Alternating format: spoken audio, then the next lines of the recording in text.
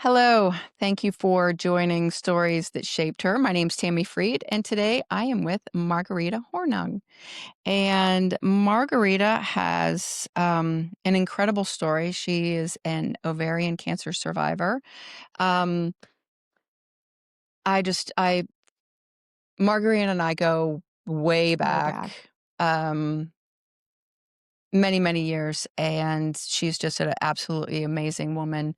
Um, And I really want you to hear her story. So, Margarita, I know we just talked about this, but can you share, um, when you first found out, the moment you realized that you had cancer? Yes. So I was diagnosed July 24th, 2018. I was 37 years old. So prior to that, I had expressed to my physicians that I experienced bloating, fatigue, abdominal pain, all which I was told that the fatigue was due to the fact that I was a working mom of two.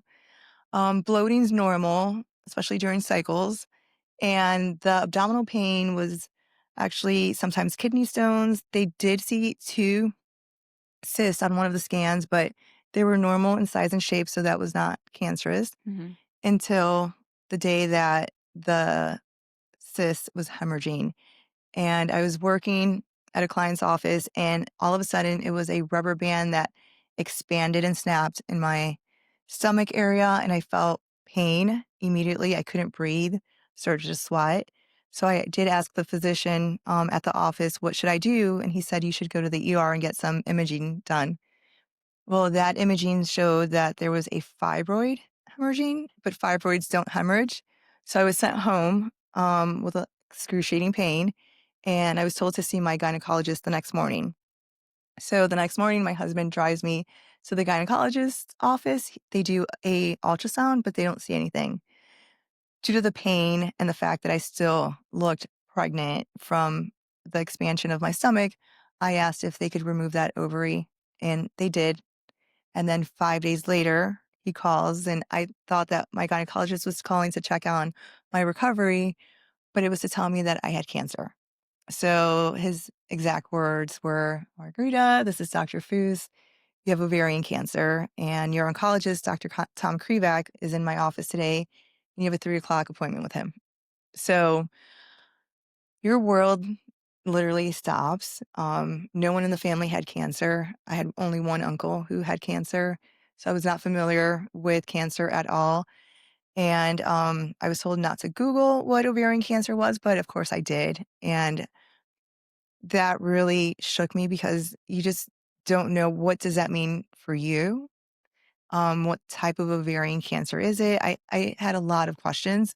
So I think that at that point, it was all about turning pain into purpose, even though I didn't realize what I was doing. Mhm. But it was summer, so I picked up my kids from summer camp. We went and got ice cream before dropping them off at a friend's house and headed to meet our oncologist. And then when my husband and I went to meet the oncologist, the patient room was so small. So my husband's sitting right behind me, and the physician assistant and the oncologist come. They go through a very thorough explanation of ovarian cancer types, histologies, grades, everything. But I couldn't process anything he said. My question was, am I going to live? I had a 4-year old and a 10-year old at the time, and I just kept thinking, I need to see my kids grow up. And so his short answer is like, Dr. Krivak said, of course, we're going to have a treatment plan. We're going to have surgery, full hysterectomy, and then maybe chemo. So to me, that was very promising. Mhm. And then moving fast forward, it was a lot of testing, scans, labs prior to the full hysterectomy, which was one of the most excruciating surgeries I've ever experienced in my entire life. And then following that surgery, a few weeks later, I started 6 cycles of chemo.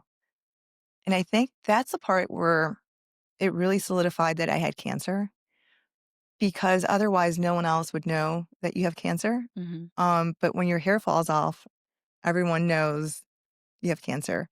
And that process is, or that time frame is something that my 4-year-old loved cutting her Barbie's hair. So I said, "Well, this is your opportunity to cut, your mom's hair if you want." And she was so happy. Of course, she didn't understand why, but I said, "I'm gonna get a pixie cut, but before I do, can you cut my hair?" And she put on an apron and she went to the bathroom and gave me a cute bob. So I'm like, "You're really good for hair." And she's 11 now and she does great hair and nails and very artistic. And then after a few days after chemo, I let my son and husband shave my head. And it's a hard day to talk about because I just remember them just sobbing over that moment. And I told them that it would be a one-time event. They would never have to do this again. Um, but it really made them realize that the journey ahead was going to be tough. Mhm. And chemo feels like a dead animal is trying to crawl out of your body. It is the worst feeling where you're nauseous. You just, you don't, your head is like spinning. You just feel so sick. It just makes you feel weak and sick. And my son would come home from school and rush up the stairs and tell me, "Mommy, you need to get some fresh air." And he would stand by my bed until I actually got up with him to get air, and that helped. But cancer not only obviously impacts the patient, but also the family. So we did all that we could do to make the best out of unfortunate situations. So having a bald head, my daughter would put stickers on it and decorate it. Um, she just looked for joy, and that taught me so much because even during the storms and the worst circumstances, you could always find some type of joy. And then my son at the time, who was 10, wanted to one go with me to a chemo session and see what does chemo look like. And he wanted to talk to my oncologist. And told him, "Why don't you write down your questions and I'll ask?" But he said, "I want to go with you." So I brought him to an appointment, and Dr. Krivak was amazing with him. Talked about sports, soccer, football, all the things that Noah liked at the time. And then after that, Noah said, "I have 3 questions." So it still hits me. I don't think that any child should ever have to ask these questions. But he asked, like, "Why did you give my mommy medicine to lose her hair?" And he said it was the best medicine and it's going to grow back better than ever. And he asked, "Did you take all of my mommy's cells out, like the bad ones?" And Dr. Krivak said, "Yes. All the bad cells are gone." Um, and the last question was, "How long is my mommy going to live?" Oh, Dr. Krivak said, I promise you to do my best to keep your mommy healthy as long as God wants her here." And he's kept his promise. So those are questions that I found to be very compelling for a 10-year-old to even think about. Gave me a lot of insight to know like what is going on in his mind. mhm. Um, because they do worry and they see and they're very observant. So I think that um my kids have been very courageous throughout this entire journey. And from that, we have been so grateful to Allegheny Health and Dr. Kreback that it sparked interest to start a foundation, Teal City, which was active for 2 years. And we raised over $70,000 for ovarian cancer research. Wow. And then it's not active right now due to certain circumstances, but we do support Allegheny through Julian McMullen's ovarian cancer research that they have in partnership with Allegheny. And um, anything that we could do to help support this dear cause, we will always do. And it's been 7 years since all of that happened. Wow. Yes. And you were 37? 7. You were 37 when you were diagnosed. Yes. So, I know we spoke about this prior, but you had said that you had felt kind of off for 3 years prior to that diagnosis. Yes. Can you talk a little bit about that and, like, what the doctors were saying and what you felt? Yes, so I felt fatigue, but it's not a fatigue. It was a severe fatigue where I would have to sleep and lay down, and that was not normal for me. I ran half a marathon the year before. We did CrossFit. I Right. mean, Yes. it this was not being tired. Fatigue where you have to sleep and sometimes for a day or 2, like, that's a red flag. Mhm, Um, but it was brushed off as just a working mom, and it's a very common symptom of cancer. And the other one of being bloated, was always correlated to menstrual cycles. mhm, But that was also something that should have been looked into a little bit further. And then abdominal pain showed kidney stones at one point, but also showed 2 cysts that, were normal in size and shape, but also concerning. So I feel like there were gaps that unfortunately I didn't have a full review of all of it. It was always in silos because it was different, institutions, different physicians. And I feel that you have to listen to your body. mhm. You just have to listen and know that when there's something wrong, you feel it and you just know it. Yes. And just push and advocate as much as you can to ensure that you're getting the right tests and the right exams to dig deeper. How when you said that you went in and you saw, your gynecologist and you had asked for the removal of your ovary, how difficult was that? Um, at that day was not difficult because I was in so much pain. Okay. That's because the cyst had hemorrhaged. Mhm. So I, 1, looked pregnant. 2, was in excruciating pain for over 24 hours.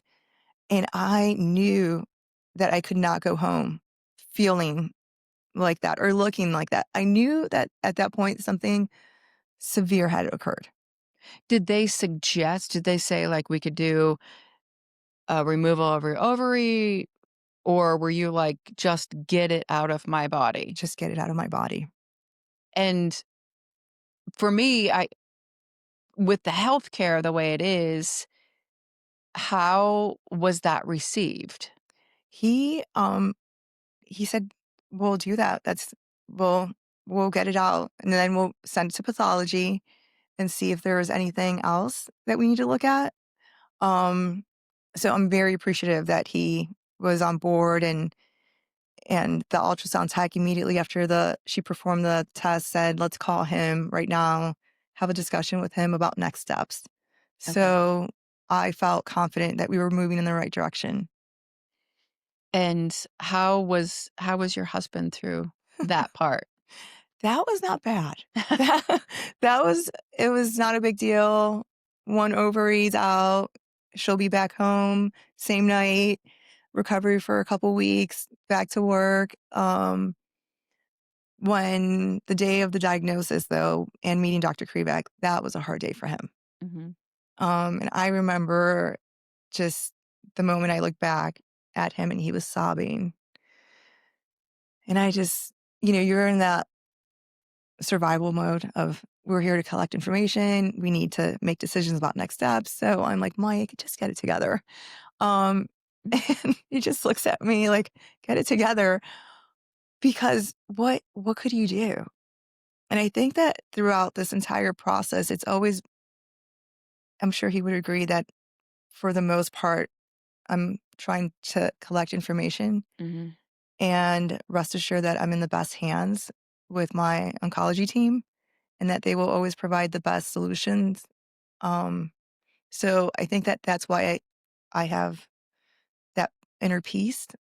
Um, but as a spouse, I could only imagine what he feels, and it must be difficult for him not to be able to protect and shield me from those journeys and those moments and the highs and lows of labs and how for the rest of our my life I have to be monitored closely because it's a slow growing tumor type Okay.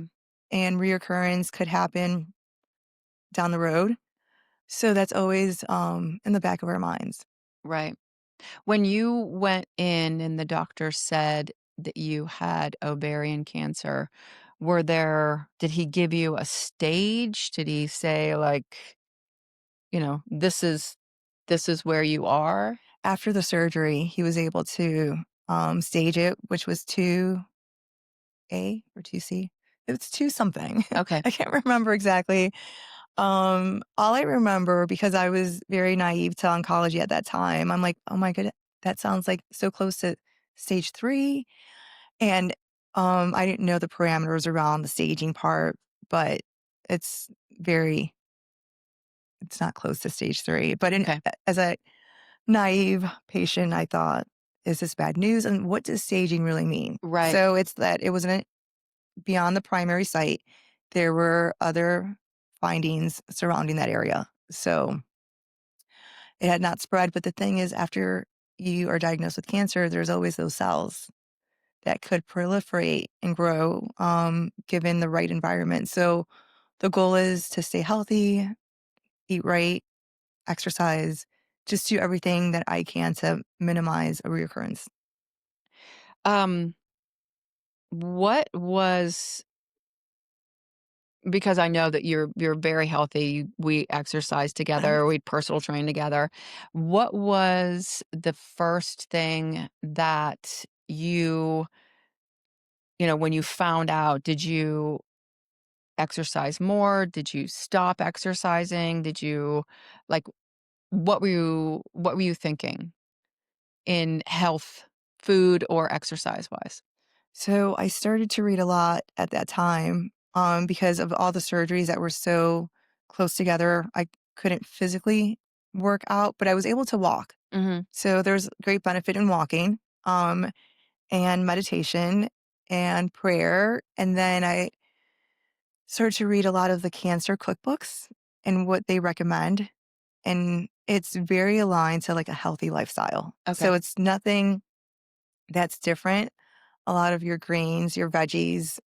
Um, some theories talk about becoming a vegan, a vegetarian, but then there's counter studies of proteins very good for you, right at well, if it's sourced in the right proper Right. manner. Um, so I did try being a vegan, vegetarian, but I came back to the protein, Mhm. especially after going through surgical menopause. It's important to lift weights, eat clean, minimize alcohol, sleep, and hydrate. Right. Yeah, Right. Um, so I'm going through menopause right now. You went through it like like that that. at 37. How did that affect you? It it's interesting because friends and family would always tell me what menopause looked like, the hot flashes, the mood swings, the weight gain, and you just think, "Well, I'm young, it's not gonna impact me in Mhm. that same manner," but it did. All Okay. of those things, unfortunately, you can't avoid it. Mhm. And so, um, the hot flashes is just something that I had to deal with. Unfortunately, I can't take hormone replacement therapy, so I can't help myself in any regard other than going through that experience. And now I feel like I've done my time, but fasting actually helped me with the weight. Oh, really? How So, long did you fast? I would fast as many hours as I could. I started with the shorter amount, Mhm. 12, 16, 18. Worked up to 20 at one point. But then you have to trick your body as well because it gets acclimated to that and it knows. So changing that up, but then just again going back to the basics of protein, veggies, water, because there's no secret. There's Mhm. no magic pill. There's nothing that you can do. Especially in my situation of having cancer, I didn't want to take anything that could impact my health, even if it gave me the benefits of weight loss. Right. So, Right. yes, and weight training has been wonderful too. Yeah. Um, when you how many do they call it rounds of chemotherapy or Cycles? cycles? Cycles. How many cycles of chemo did you have? 6 Okay. every 3 weeks. Oh, wow. Yes. And explain that. Like, what if It's you can? I had no idea what chemo was, so walking into the Wexford Pavilion, I remember I had taken a tour to see, but it's these nice reclining chairs, you have a little TV, and 2 chairs for if you have company or family with your friends, and then the nurse would come in with an apron, covered gloves, mask. So it makes you wonder, like, they're protecting themselves to inject you with chemo in your body, but yet there's a barrier. Mhm. And then it would be 2 different types of chemo that I received. It was anywhere from 6 to 8 hours for a session that I was there all day. Wow. And then when you get home, you just are completely exhausted but sick. So you don't want to eat. You can't get comfortable. Many times I would have a headache. So it was horrific that after cycle 3, I told my husband, "I just wanna quit and not do this anymore. Oh my. I don't wanna go get more chemo." It was that bad. But then I found an acupuncture therapist who was able to help me mitigate those side effects. So with acupuncture for cycle 4, 5, and 6, I did not feel that sick. And to quantify that sick, I was able to drive. Oh, wow. That's how different first 3 cycles versus the last 3. Acupuncture really helped me. I still felt sick and nauseous and not myself, but I was able to rebound a lot faster. That's incredible. Yes. How did you come across acupuncture? I had just in reading, like, what helps patients going through chemo. So, oncology massages help Mhm. and acupuncture. And I found this acupuncture therapist in Beaver. And since then, he's moved to Patterson, and I just follow him wherever he goes because I feel like that is just part of decreasing inflammation and having that. Even my oncologist said it's a mind, body, and soul experience. So you just always want to keep everything aligned properly. Mhm. So you still get So I acupuncture? still get acupuncture. Oh, wow. Like Yes. every week or Oh, no, like once a month. okay. Yes. So Wow. Um, how did you how did your I know it would be so difficult to tell your parents that you're sick. Were your parents here or in Puerto Rico? my parents at the time were in Cleveland. Okay. They lived in Cleveland.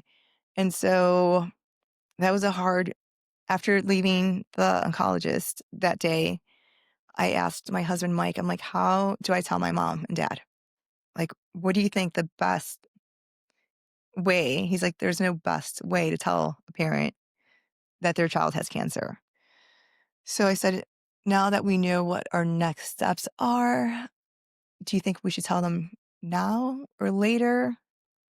So he said, the earlier, the better. So I told my husband we were driving from the oncologist's office, and I told my husband, let's go and have a nice dinner and celebrate the fact that they found it and we're going to treat it. And excuse me. And there was a plan, and maybe I could share this with my parents as a this is something that's, it may seem like bad news, but in reality, it's out of my body now. So I called my mom, and she was just silent. And it took her 3 days to process the information. It broke her heart. And my dad was very, very sad as well.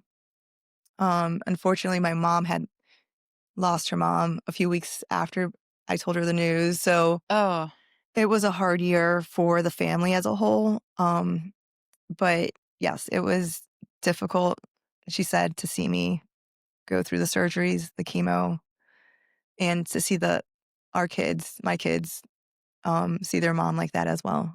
Yeah. Yeah. You said that they were in Cleveland. Were they able to come and stay with you They quite a bit? did. Yes, they came a couple times, um, I think for one of the cycles in the middle, and then the last one they came. So the last cycle was December 26th. Oh, So that was, wow. like, the best Christmas gift I could get, to ring that bell with my son, have my daughter there, and then, um, never look back. Yeah. Yeah. And that was all through the AHN Pavilion in Wexford. Yes. So that was close proximity. You didn't have to drive. Yes, which is great because after chemo, you just wanna get in the car and go home. Mhm. So that's a 20-minute drive. So and they have, multiple pavilions to service patients in other areas, rural, suburban areas, so that's a great feature that they have. That's amazing. Um, how and I know we touched about how Mike was, but how did it change your relationship, or did it change your relationship with Mike? I think it does, and I think it did.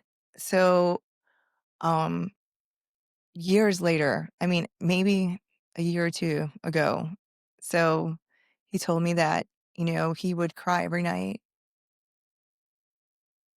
thinking like, "Am I gonna raise these kids by myself?" But he never told me. He said I was carrying too much and that that was his, he needed to carry that one.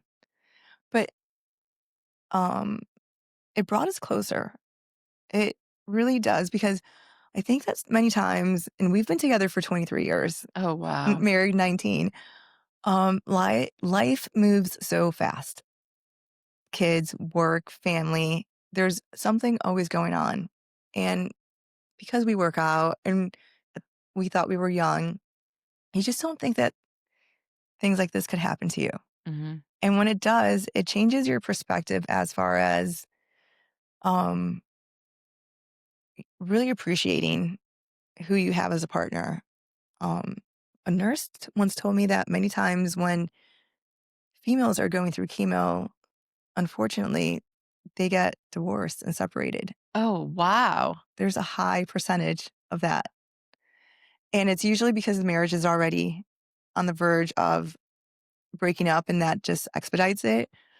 But it did the opposite in terms of bringing us closer and communicating and finding joy again and purpose and pain and really bringing us closer. And I think that now we just really appreciate the small things. Mhm. Um, just it doesn't have to be extravagant, but communication is key, understanding each other.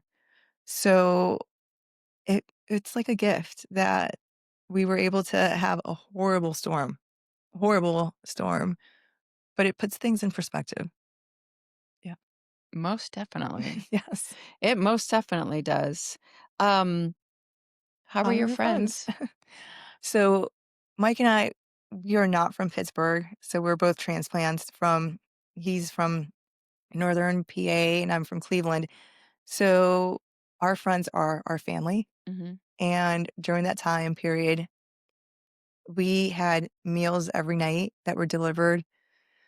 We had so much help with childcare, transportation, so much love and support. They would come and just sit with me at chemo, just hang out, send me text messages. The love and the support that our friends gave us really helped us out because you feel so isolated. Mhm. So our life dramatically changed, but everyone kept going with their soccer and basketball and the activities but we had to take a pause and take pivot from that life. But our friends just gave us so much that we really felt like we were never left out, Mhm. and we always felt included, even if we couldn't participate and be present for certain activities. So, Right. So did they come and take your kids continued to oh, play yes, the kids all never their missed sports? practice, never missed. Halloween, never missed anything. They would go on play dates, they were taken to the movies. So their routine continued as normal. And that took a village. So Yes. and pick up from so two different schools, two different kids with different activities, and so many friends that just and they have kids and they have jobs and they still provided so much and help. So we will always be grateful for all of them. Yeah. Yeah. That is amazing. Um, and, I the first thing is meal chains, and it is amazing to me. Yes. Um, did you have a hard time with all of that food? And they try different recipes. Mhm. Um, my kids tend to be picky eaters, but they're open to trying the casseroles or Oh, very cool. the restaurants, or a lot of times they would call and say, "I'm in Cranberry. What would the kids like?" So they were able to eat, and you appreciate that because I literally, well, one, I can't cook, and two, it saved me from doing DoorDash and Uber Eats. So it really saved us a lot of time, and it's just the convenience factor. Right.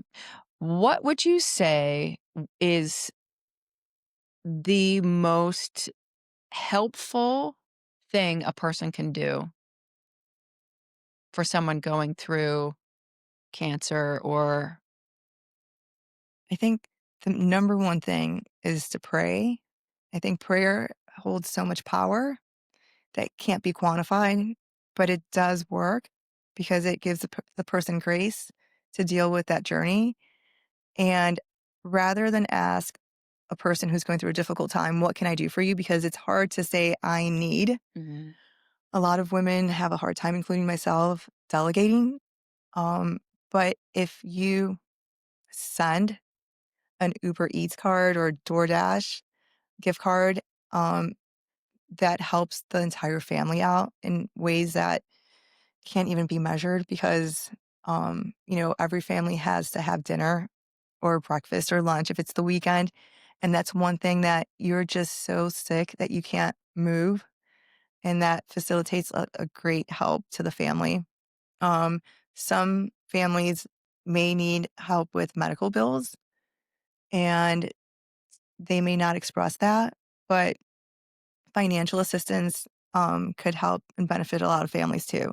So I think those are the two biggest, or three: Mhm. prayer, um, meals, and then for certain families, if the bills are overwhelming, that helps. Right. Good advice because I know, like, for me, I've had several friends and I'm like, you like stumble over yourself trying to figure out what's the best thing. Yes. What's the best thing? So, your job when you were diagnosed was what? I worked for a diabetes company for 14 years when I was diagnosed. And then shortly after being diagnosed, I just felt that I had I should be doing something else. Mhm. I was in sales for that company, but I had a lot of account management experience. Starting the foundation for ovarian cancer opened up my eyes to other possibilities. And I prayed and said, God, like, what? Let it be your will. What's next? I just feel like if I went through the storm with my background, what should I do next? And that day, believe it or not, I opened up LinkedIn and there was a job posting for the Pittsburgh area for the current job I have, which is working for a company that as an account manager for the product portfolio is for gynecological cancer, Wow. ovarian and endometrial cancer. So if you looked at my resume, I did not have oncology experience, direct oncology experience, but I did have affiliation due to the foundation. And then when I went to the interview with my current boss and former vice president, they both said, no oncology experience, tell us why you want this job. And so that was towards the end of the interview. I already talked to them about account management, sales, networking, everything else. So I pulled up my iPad and I showed them the video of Noah and I ringing the bell for my last cancer treatment. And I said, because I understand what patients go through firsthand, and I'll never let any patient fight alone.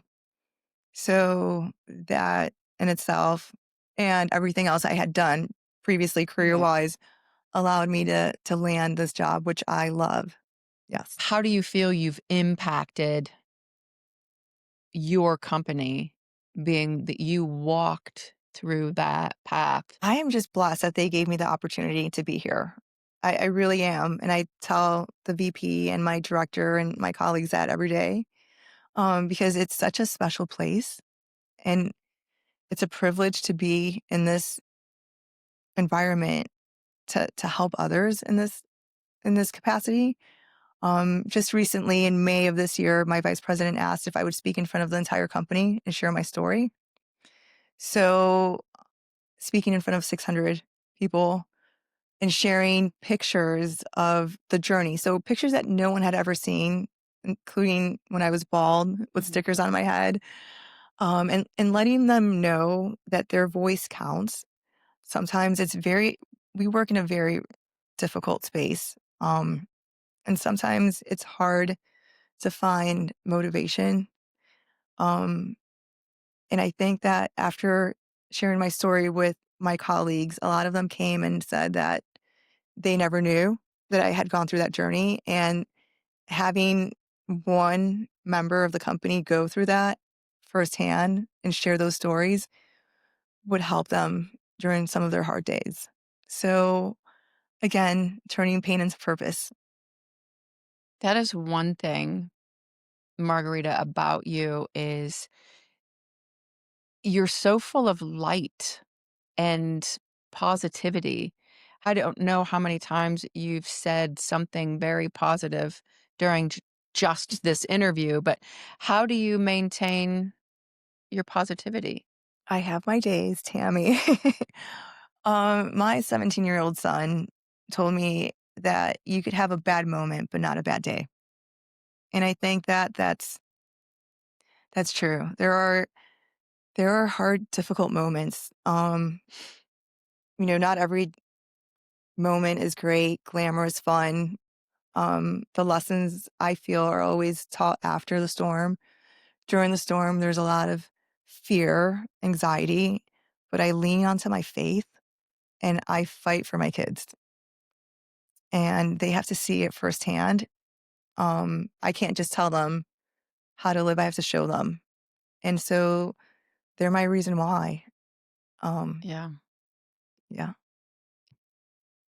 You are such a light and it is absolutely great. You could have taken your cancer diagnosis and just been hateful and angry and resentful, and that is the absolute total opposite of you. oh, thank you. And I see that in, your postings, on social media, things that you do with your family, your Yes. foundation, the money that you've raised for ovarian research and women is absolutely astonishing. It's Mm. amazing, especially how busy you are and you've made it such a priority to do in your life, which is I don't know how you fit in everything that you do in a day because now you're back working. You've been working, this whole time. D as an account manager, are you directly, involved in women's journeys? Indirectly involved in women's journeys. So I have no patient contact. Okay. I do work with oncologists, gyn APPs, nurses, nurse navigators. Mhm. So every person that does work with patients, I do um, communicate with them and remove barriers, provide resources. But it's always great to hear that patients are doing well, Mm. thriving, living longer. So through my customers, I get to hear wonderful stories. Right, and you're educating the doctors and the nurses about the care, the medications? Medications, yes. So there's an oral for ovarian cancer and then an infusion for endometrial cancer and Mhm. how to administer, how to mitigate side effects, what to expect, who would be the appropriate patient for this medication. So, yes, removing any barriers that the patient may encounter throughout that journey. Okay. And were you on this medication? No, so I have a very rare type of ovarian cancer. Um, about 2% of women may have this type. So there are no treatment options for my type. Unfortunately, active surveillance is just monitor and keep a close eye. Mhm. So I am not on medications. Okay. But for the I don't wanna say average cancer, Oh, yeah, for the but most common one. the common Yes, ones, there they are. can stay Yes, they would just take this medication for the rest of their life. Wow. they could take it. Yes. So, How do they monitor you? so I have to do labs um, every 3 to 6 months and then yearly CT scans. Okay. Yeah, And you are how many years out? 7. 7 years out. 7. That is amazing. What would you say to a woman who was just recently diagnosed? I would say to enjoy the journey. Wow.